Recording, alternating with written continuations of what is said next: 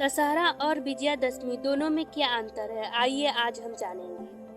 दशहरा और विजयादशमी दोनों ही त्यौहार हिंदुओं के लिए बहुत ही महत्वपूर्ण होता है। चूँकि दोनों ही त्यौहार एक ही दिन पड़ते हैं, अतः कई लोग इन्हें एक ही समझ बैठते हैं। शायद ऐसा इसलिए भी है कि दोनों ही त्यौहार 10 दिनों तक मनाए जाते हैं और 10वें दिन इनका समापन होता है।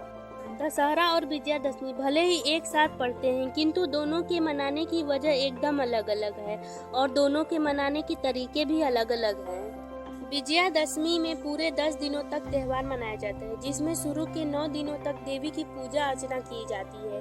कई जगह दुर्गा माता की मूर्तियां रखकर पूजा की जाती है। 10वें दिन उन मूर्तियों को किसी नदी में विसर्जन किया जाता है। कई लोग 9 दिनों तक व्रत रखते हैं। विजयादशमी के दिन शस्त्रों की पूजा भी की जाती है। पौराणिक कथा के अनुसार दशहरे के दिन भगवान राम ने लंकापति रावण का वध किया था। ऐसा कहा जाता है भगवान राम ने रावण को मारने से पहले देवी के 9 रूपों की पूजा की थी और मां का आशीर्वाद भी प्राप्त किया था। दशहरा राम द्वारा रावण के वध करने के उपलक्ष्य में मनाया जाता है, जबकि विजयादशमी देवी दुर्गा द्वारा महिषासुर के वध के रूप में मनाया जाता है। पौराणिक कथा के अनुसार महिषासुर अमर होना चाहता था। अमर होने के लिए उसने ब्रह्मा जी की तपस्या करना शुरू कर दिया था। उसकी तपस्या से ब्रह्मा जी प्रसन्न हुए, तो उसने ब्रह्मा जी से अमर होने का वरदान मांगा। ब्रह्मा जी ने कहा कि महिषासुर, तुम मृत्यु को छोड़कर जो कुछ भी मांगना चाहते हो मैं तुम्हें वो प्रदान कर सकता हूँ, क्योंकि जन्मे हुए प्राणी का मरना तय होता है। तब महिषासुर ने बहुत सोच विचार करके ब्रह्मा जी से कहा कि देवता, असुर और मानव, किसी के हाथ से मेरी मृत्यु न हो। किसी स्त्री के हाथ से मेरी मृत्यु निश्चित करने की कृपा कर दीजिए।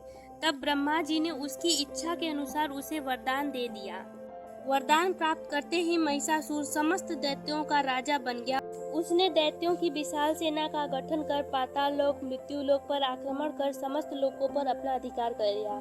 फिर उसने इंद्र लोक पर आक्रमण किया। देवताओं और महिषासुर के मध्य युद्ध हुआ, जिसमें महिषासुर विजयी हुआ और देवलोक पर अपना अधिकार कर लिया। वह त्रिलोकाधिपति बन गया। तब सभी देवताओं ने मां भगवती की आराधना की। इस पर मां प्रकट हुई। माता ने देवताओं को शीघ्र ही महिषासुर के भय से मुक्ति कराने का आश्वासन दिया। माता और महिषासुर के मध्य भयंकर युद्ध छिड़ गया। यह युद्ध लगातार 9 दिनों तक चलता रहा और 10वें दिन महिषासुर की मृत्यु हो गई।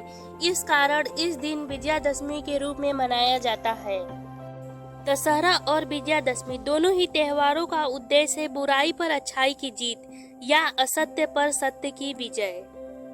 अगर आपको ये जानकारी पसंद आई हो तो कृपया मेरे वीडियो को लाइक कर दें और शेयर कर दें, साथ ही मेरे चैनल को सब्सक्राइब कर दें। धन्यवाद।